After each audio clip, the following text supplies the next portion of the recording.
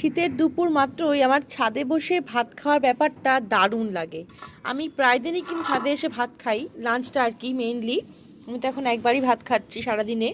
তো যাই হোক, তো সব দিন সেটা শেয়ার করা হয় না, তো আজকে অনেক দিন পর মনে হলো কি একটু তোমাদের সঙ্গে শেয়ার করা যায় আমাদের লাঞ্চ মেনু।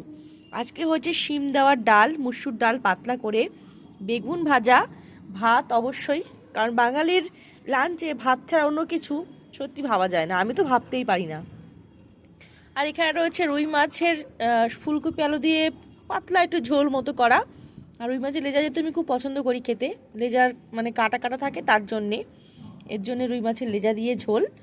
আর এখানে রয়েছে একটা ধনেপাতা বাটা।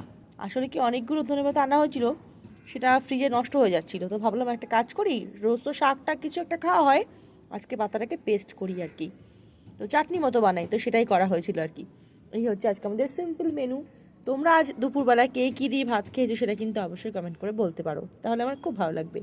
টাটা সবাইকে, দেখা হচ্ছে খুব শিগগিরই।